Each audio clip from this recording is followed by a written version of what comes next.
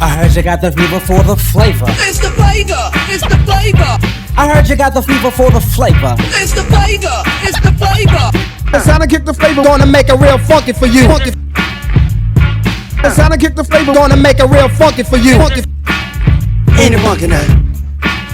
Here comes the flavor. Hey everyone, Steve Bryant from Comics Bodega and the Funky Flavor Podcast, and we're back with another Kickstarter spotlight. Today, I'm joined by an Eisner, Manning, and Harvey Award-nominated writer and artist known for his work on Evie and the Helsings, The Catch, Undead or Alive, Ghoul Scouts. When I was reading that, I forgot all about it and brought back some memories, as well as the mega-popular Athena Voltaire series. He's worked for publishers such as Dark Horse, Image, Boom Studios, Ahoy, IDW, and now he's back on Kickstarter with Athena Voltaire, The Complete Adventures Volume 1. It's a 156-page deluxe oversized hardcover collection starring the globetrotting, Nazi-punching, monster-killing adventurer Athena Voltaire. And so good to see you're back. So please welcome my guest, the writer, artist, and creator of Athena Voltaire, my man, Steve Bryant. Steve, welcome to the show. Good to have you. Hi. It's fun to be here, Jason. Thank you. Yeah, man, this is great, man.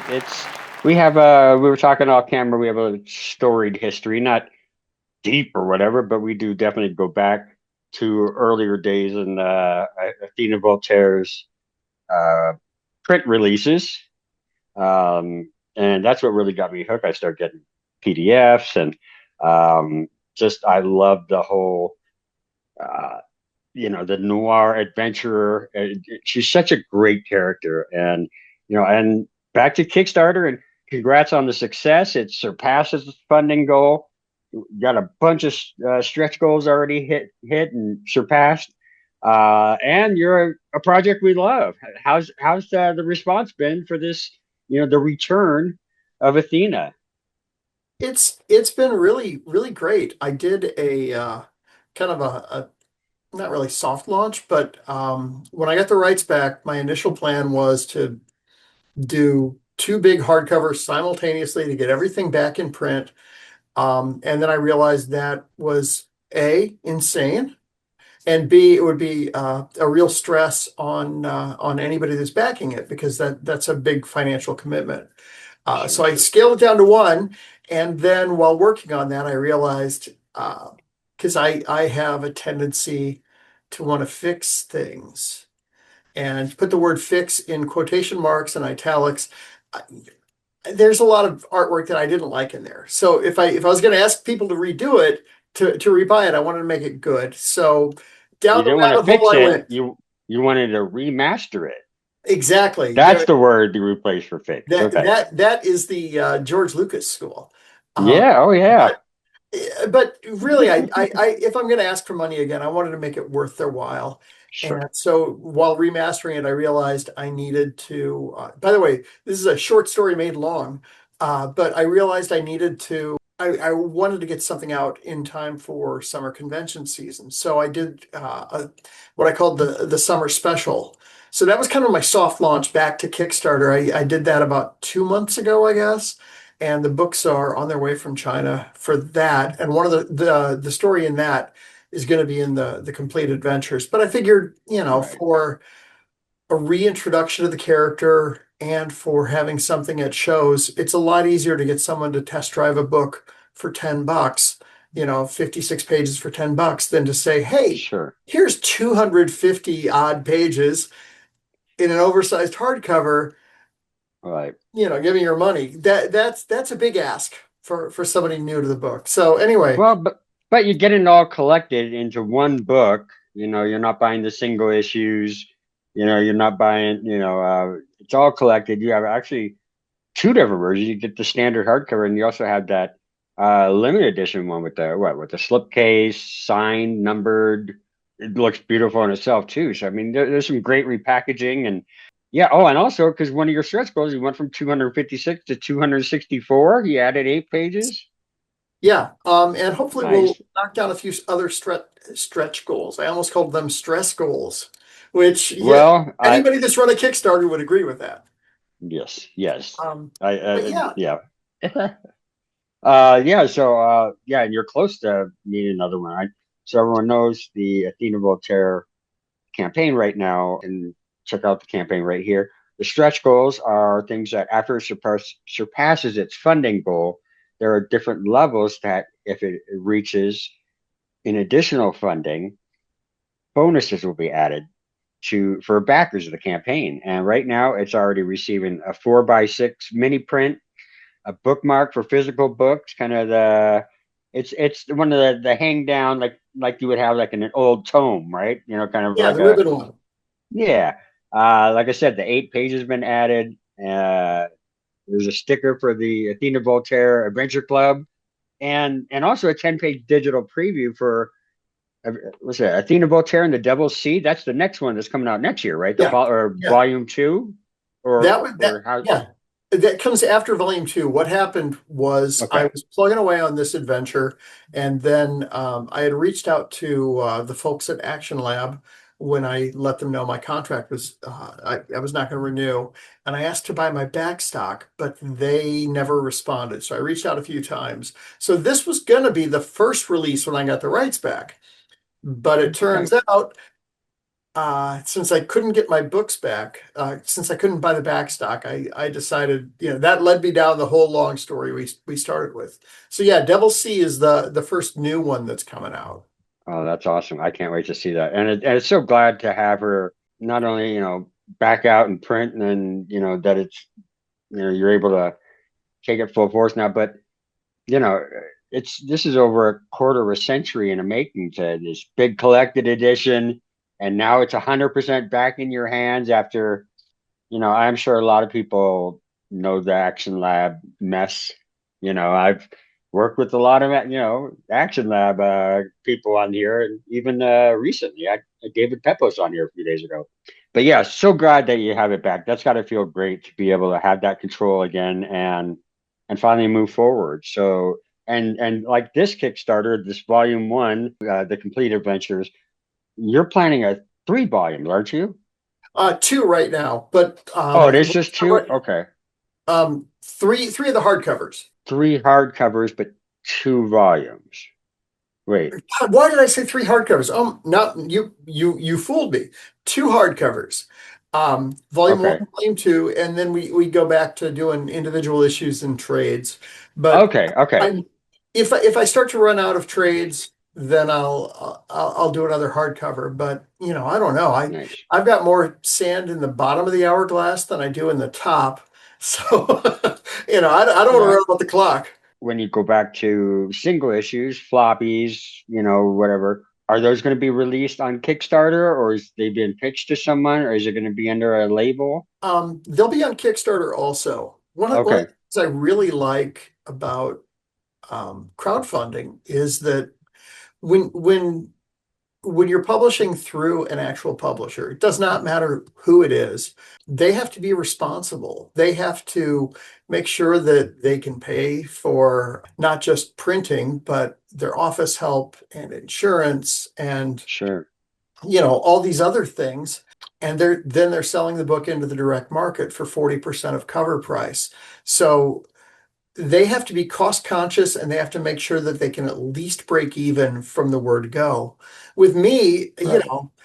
I'm like a drunk with money in Vegas. With Kickstarter, I don't care about having to generate a profit. I can be irresponsible in that way. As long as Right. the cost is covered, it's really kind of liberating because I get to use heavier paper stock and heavier cover weights. And I get to be kind of self-indulgent with saying, I want end papers. I want a longer book. When, a publisher may say, well, I don't know if we can justify that. So it gives me a chance. A few years ago, when I was talking to a friend of mine about how we kind of fetishize the books we buy, the books we buy, I started referring to, I want to make beautiful objects. I want to do, a nice quality trade or a nice quality individual issue or a hardcover, and I want it to have supplemental material, and I want it to really feel like when you're reading it, it's an experience. Because with creators I love, I love the back matter. I love all the extra stuff. I want Sure. that insight. So it's been, that's kind of been where we've been, the royal we. No, that's kind of where I've been going. And I'm lucky enough on my own books or on books where I'm a collaborator with others, they don't seem to mind my indulgences. So, fingers crossed, I can still pull it off. Oh, you gotta love that. Oh man. Hey, so brought the whole team back, the whole gang. You have Jason Millet on colors. Am I pronouncing his name right? Millet. It's Malay. It is Malay. Okay. So Jason Malay on He colors. sounds fancy when we call it Malay. Well, that could help you in some places, if you're doing a show in France, or maybe there's a convention in Ontario, Canada, that might be able to, get a free order of poutine, or I don't know what it might help. He's Irish, so I think he's putting on airs. But I'm Wait sorry. a minute. Oh, wait a minute. I So know. yeah. So it should be like Jason Malay on colors. Sorry, I interrupted. okay. No, no, no. That's interesting. Now I'm questioning his character. Yeah, Jason Millet on colors and Chris Murrin on editing as well for you. So Yeah, the whole gang's back. it's one of those really nice things. I tend to work with the same people, and it Well, started there's off. that familiarity, sure. Well, yeah, and it all like I've known Jason for over 30 years now, and I've known Chris for I got to know him on the Comic Geek Speak message boards, so I've probably known Chris for about 19 years. Uh, Wow. and they each have careers. Jason is a storyboard artist in Chicago. He used to do advertising, but he's now kind of the go-to film and TV guy. So he doesn't need comics to make a living. So he's able to collaborate with friends like me. Margot Peepoy is another one that Oh, Jason often collaborates with. And so with that, or with Chris, who's a film editor or a video editor for the FX network. Nobody is in this to get their big break into comics and to make, to land at the big two. We're just having sure. fun doing stuff with friends. And so it's okay to work for a back end or just for the joy of it. Which as an indie creator, I'm lucky that my friends indulge me.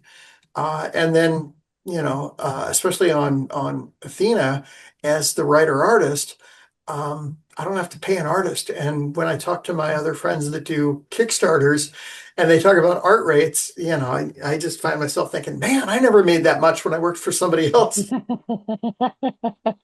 No, and that's what's weird. You said that you've known Jason for like 30 years. If anyone's seen him on social media, look at his profile pics. He looks like he's 30. So I don't know how that's even possible. He still looks like Oh, Jason? Yeah. yeah. Yeah, I have no idea. Maybe there's a portrait of him hanging, in his closet like Dorian Gray and the portrait's looking all nasty. Something, I don't know, or maybe he's doing some research for a new adventure and he found some magical elixir and in some cave or whatever, and that'll be the next story. But That he's jerk better share it with me. keeping that on yourself or whatever. Yeah, everyone. Athena is just this badass Nazi punching, zombie fighting, adventurous pulp heroine, and that's what I like about Athena Voltaire. It's not just and you're just writing a story. It's limited in nature. Here's the end of it. You're right. Not only writing a story, you're writing an adventure. You're creating new adventures for this character, this IP, and there's something in it that just it's great to have a character like her that people can connect with, and then like Indiana Jones did in the 80s. Now you got someone in the comic that's doing other action, just just everything you'd want to see, and kind of like an action adventure thriller kind of a story, and it comes through so beautifully, and your work never ceases to impress me. I always love the look, and when I first saw the pics on the new campaign posted, I think the preview picture or something, or maybe the cover, I was like, Oh yeah, she's back. I instantly it just recalled everything, and it just kind of brought me back to that time where I was enjoying her adventures. Back in your Action Lab days. 8, 10 years ago, or whenever I was. Yeah, somewhere maybe 10 years ago. God, I don't know. It's been a while. I know it's time. Time is fickle. Like you said, it's more sand at the bottom of the hourglass, and Yeah. but you're getting this out. You're getting to connect with fans, through the Kickstarter. You had that engagement with backers for social media. Is how is this for a campaign this go round where you're managing all this? Is it a lot on your plate to dealing with social media and responding and updates, and how is that carrying that kind of a weight? Is it take up a lot of your day? Yeah, it takes up time. Well, and you can attest to the how crappy of a communicator I am. Because yeah, Uh, I dropped the ball on I reached out and then I dropped the ball on responding after you responded. But um well, you're busy. You have a massive campaign going. It's people are excited about it. I know where I am on the totem pole. So, please. I don't mind if you don't get back for a few days. Yeah, it's not gonna hurt my feelings. Well, Uh, yeah, so the part that trips me up though is the drawing because I'm still remastering. I'm about like some pages are redrawn entirely. Some I'm just drawing hands and faces, stuff that really bugs me. But some pages I look at the storytelling and just kind of wince because it's either lazy storytelling or it's not clear, or I just know that I can do it better. But I'm about 150 pages in to the comic stuff. So, because the 256 pages will have some, covers and stuff like that in the back. So I'm probably about three-quarters of the way through drawing it. Jason is okay, about or redrawing it, remastering it, and Jason is halfway through on the color remasters. okay, So we're gonna get there in time, but yeah, that takes up a big chunk of time. Chris is done with all the edits because Chris is amazing. And yeah, eventually it's got to go back to that letterer, which is also me. So just switch hats. Again, it's like, you were talking about, is it busy? And it is, but I know that I struggle with letting things go, and I know that I'm particular. I'm sure some of it is just, being on the autism spectrum. I have certain ways that I want to do this stuff. And so it's hard for me sure, to let go of some of it. But by the same token, um, I tend to pack my schedule anyway. That's just my nature. Uh, but the good thing is, my day job, I teach comics and sequential art and character design and digital painting at Illinois State. So I'm off during the summer. So I'm just doing comics and conventions, and we're gonna go. My partner and I are gonna go see a couple of national parks. oh So, nice. but she doesn't do conventions anymore. But we'll do the parks. So Yeah, yeah, you could drag them there maybe a couple times, but yeah, they get the message. So like, yeah, yeah. okay, I see what it is. I'm not as interested in With my iPad, I can, work the whole time, and she naps a sure, lot. So that just means that I get to draw more. Um, but anyway, yeah, nice. so sorry, I'm the king of tangents. Hopefully there's some reasonable answer in there somewhere. But yeah, it's definitely busy to get this stuff done, but it's also so Right. much fun. Yeah, yeah, and it's great. And you're saying that you're looking back at some of the older stuff and wincing a little bit or whatever. But at the same time, and in some things you remastered, and you see the comparison pages they have on that campaign. There's things you can remaster, but the wincing though, is that really from, man, I messed it up then, or is it just how you've evolved and grown and improved as a creator? And you Uh, just see that that was a different you back then. yeah, it's all kidding aside. I don't necessarily view it as like I messed it up. It's definitely a Okay. thing where it's a little bit more of that was the best I could do at the time. or with whatever deadlines I had. But I look at some things where there were some storytelling choices that I made maybe out of fear, in terms of I don't know how to solve this, so I'll go for a close up. That Okay. now I look at, and I think the thing that's helped me the most is, uh, in teaching. I have like every spring I teach comics and sequential art, and I'm going off of Will Eisner and Scott McCloud books, and I'm drumming that into my head. And every time that I'm doing that, I'm looking at my own work and just going, oh gosh, I got to do this, I got to do that. So it's been really beneficial to my growth. At first, my own imposter syndrome when it came to teaching, I thought, well, I don't know as much as Dave Stevens or Mark Schultz or any of the people whose work I really admire. But then I realized I just need to be better than the students. The joke I always, use as a Well, comparison is, two guys trying to outrun a bear, being chased by a bear, and the guy says, "Do you really think we?" First guy says, "Do you really think we can outrun him?" The second guy I says, just have to outrun you. "Yeah." So I just have to outrun my Yeah. students. As long as I can stay ahead of them, I'm okay. So, but yeah, Yeah. just that the act of having to do that has really forced me to look, um, and with a critical eye to the older work, and not critical like in a bad way, but in a, oh, I can do this now. Oh, my skills have evolved. I can do this, and it's a lot of fun. It's a crazy rabbit hole to go down, but I'm still having fun with it.